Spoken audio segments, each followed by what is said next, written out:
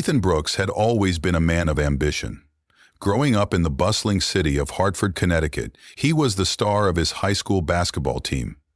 But after an ACL injury ended his dreams of going pro, he shifted his focus to coaching.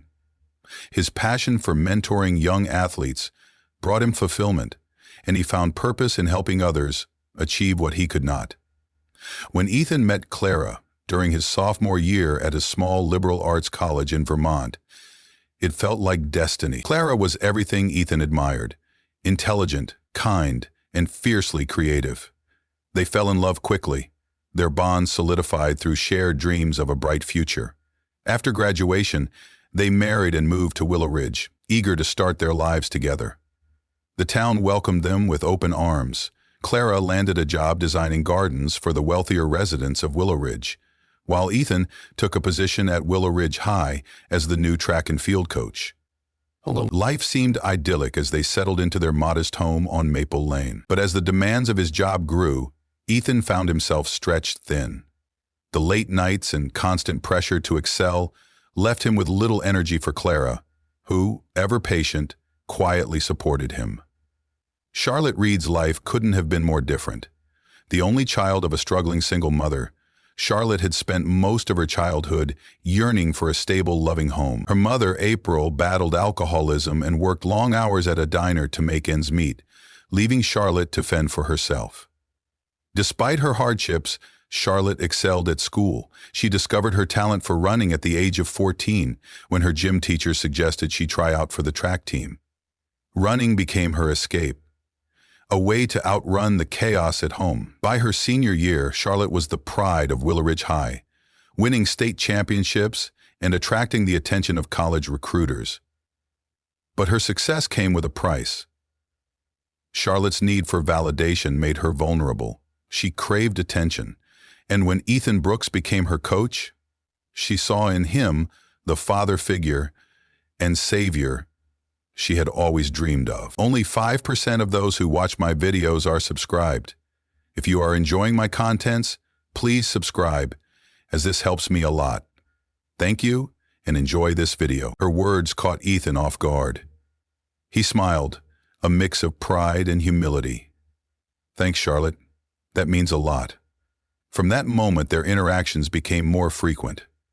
At first, it was about training tips and college applications, but as the weeks went on, their conversations grew more personal. Charlotte shared stories about her difficult home life, her absentee father, and her mother's struggles with addiction. Ethan, ever the mentor, listened intently, offering advice and encouragement. For Ethan, it felt like he was making a difference. For Charlotte, it felt like she had finally found someone who saw her, really saw her. By late October, their connection had deepened in ways Ethan didn't fully understand. Charlotte began staying late after practice, finding excuses to spend time with him. She'd ask for help perfecting her starting stance or advice on handling the pressure of upcoming meets. Ethan, flattered by her attention and eager to help, didn't notice the subtle changes at first. Charlotte started dressing differently, tighter leggings, cropped hoodies that revealed a sliver of skin.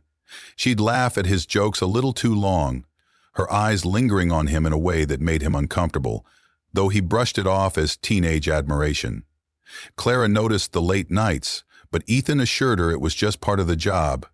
She trusted him implicitly, believing his dedication to the team was a testament to his character. He had reached purity and was drawing closer to leadership, but Ethan's guilt began to grow. One evening, after a particularly long practice, Charlotte knocked on his office door. "Forgot my water bottle in the gym," she said, with a sheepish smile. Ethan gestured for her to come in, his guard down after a long day.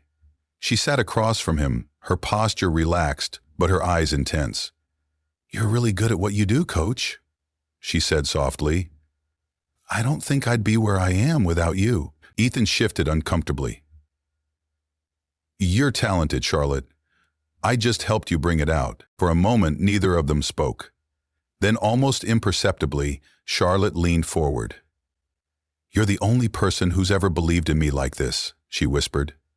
Ethan felt a pang of something he couldn't quite name. Responsibility? Flattery? Loneliness?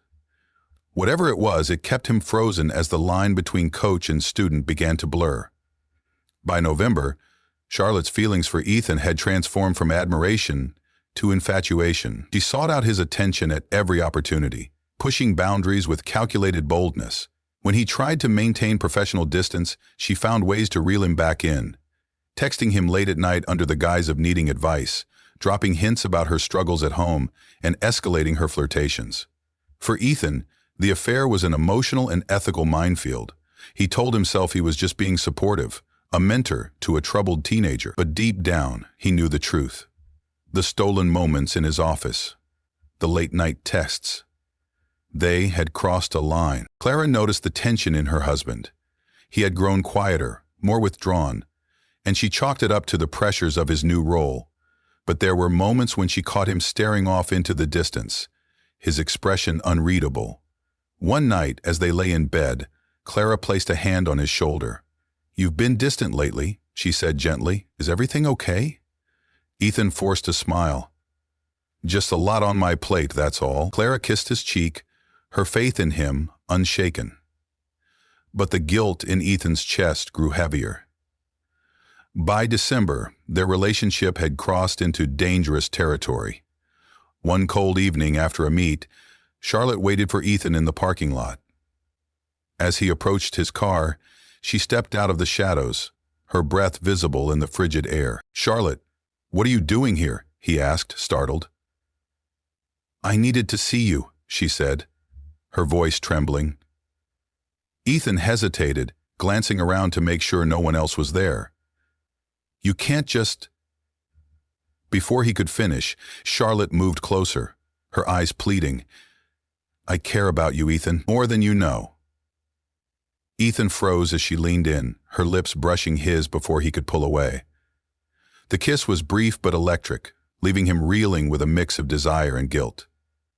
"That shouldn't have happened," he said, stepping back. "But it did," Charlotte replied, her voice steady. "And you felt it too." Ethan didn't respond.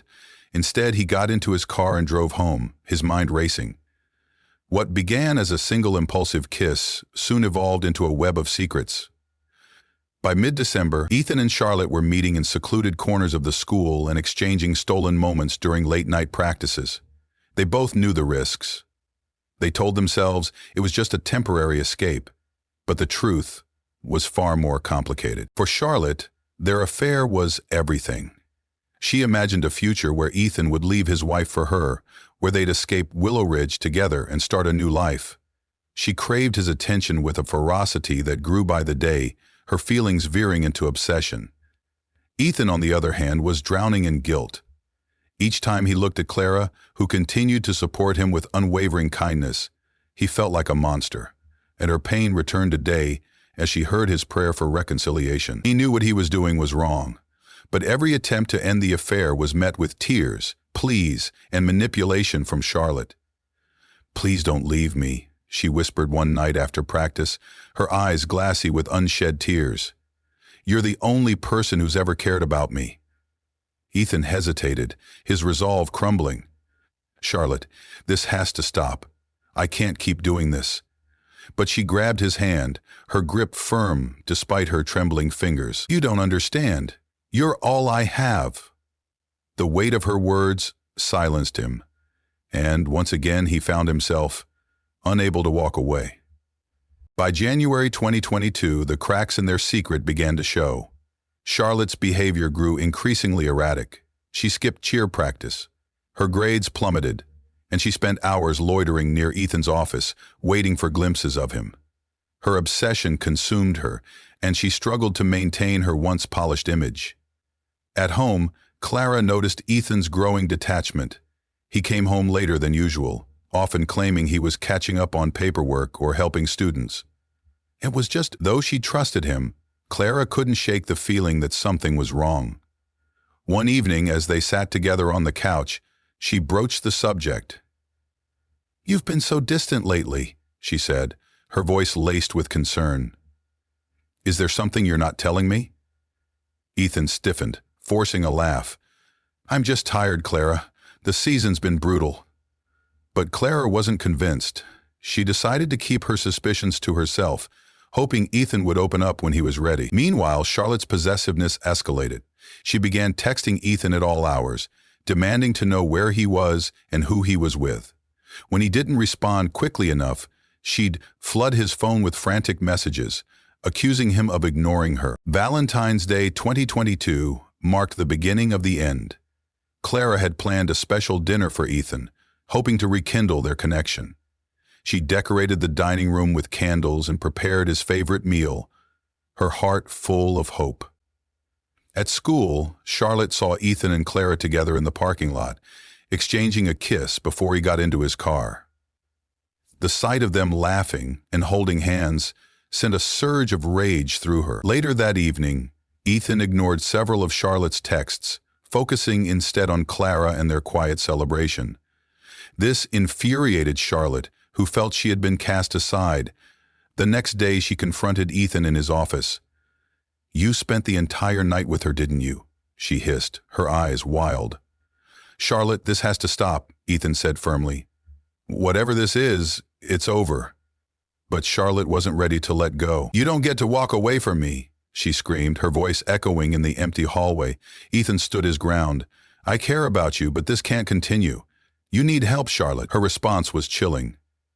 "If I can't have you, no one will." Charlotte's rage simmered for weeks, culminating in a dark and twisted plan. She spent hours stalking Ethan's social media, studying every photo of him and Clara.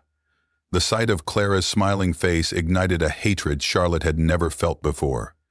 She began rehearsing scenarios in her mind, ways to confront Clara, to make her see the pain she was causing. But as her fantasies grew darker, they turned into something far more sinister.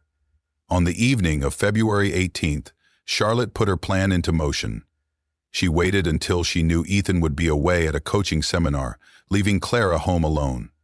Armed with a kitchen knife, she drove to the Brooks house, her mind racing with a mixture of anticipation and dread. The snow was falling lightly as Charlotte pulled into the quiet neighborhood. The Brooks' house was warm and inviting, its lights glowing softly against the winter night. Charlotte parked a block away, clutching the knife tightly as she walked toward the house. When Clara answered the door, she was surprised to see Charlotte standing there, her cheeks flushed from the cold. "Charlotte, what are you doing here?" Clara asked, her voice laced with confusion. "I need to talk to you," Charlotte said, forcing a smile. Clara, ever gracious, invited her in. "Come in out of the cold. Can I get you something to drink?" Charlotte stepped inside, her eyes scanning the cozy living room. The photos of Ethan and Clara on the mantel sent a fresh wave of anger through her.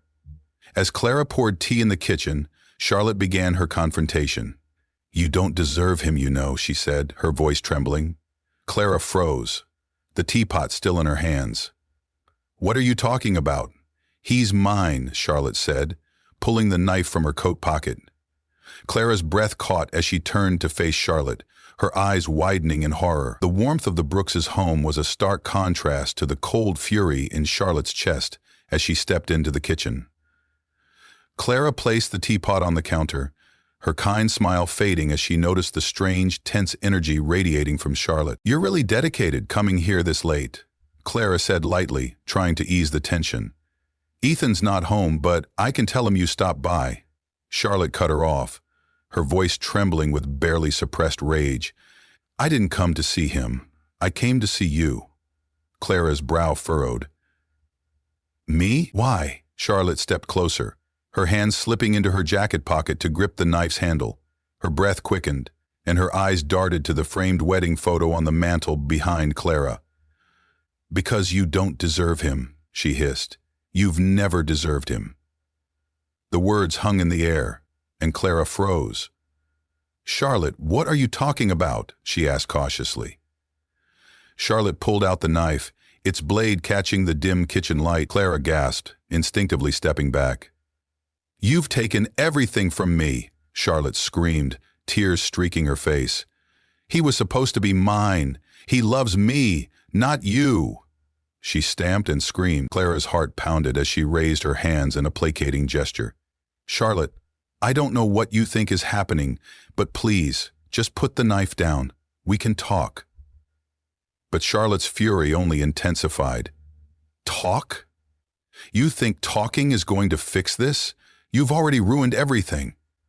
Clara's voice wavered, but she held her ground. "Ethan made his choice, Charlotte. Whatever you think you have with him, it's not real.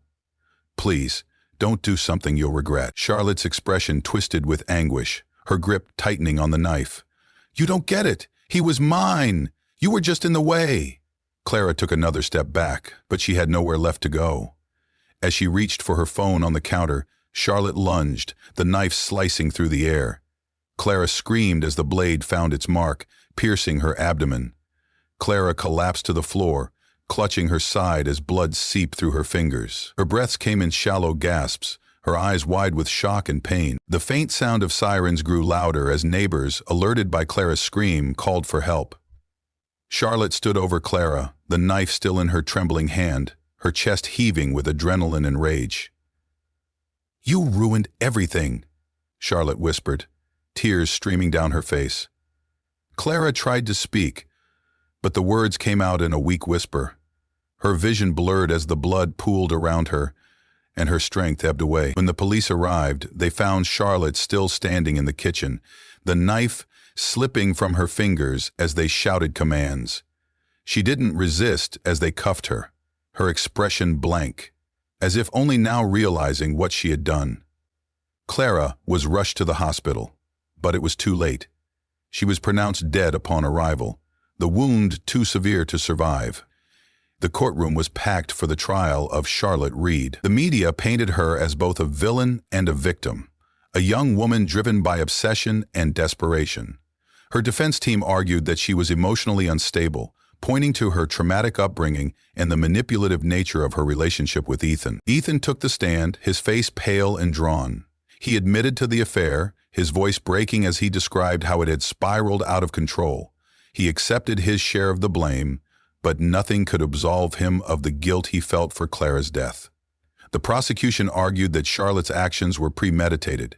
They presented text messages and journal entries revealing her obsession with Ethan and her growing resentment toward Clara. In the end, Charlotte was found guilty of second-degree murder. She was sentenced to 30 years in prison with the possibility of parole after 20. The tragedy left Willow Ridge reeling. Ethan resigned from his coaching position and disappeared from public life, retreating to an unknown location. Clara's parents moved away, unable to bear the memories of the town where their daughter had been taken from them. Charlotte, once a promising athlete with a bright future, spent her days in a prison cell, haunted by the choices that had destroyed so many lives. The Brooks house remained empty, a silent reminder of the cost of betrayal and obsession. The community carried on, but the memory of that fateful night lingered, a chilling, cautionary tale of love turned deadly. If you enjoyed this dive into the mystery, don't forget to subscribe to True Crime OCS for more chilling stories from history's darkest corners. Drop your thoughts, theories, and questions in the comments below. Let's untangle the truth together. Until next time, stay curious and stay safe.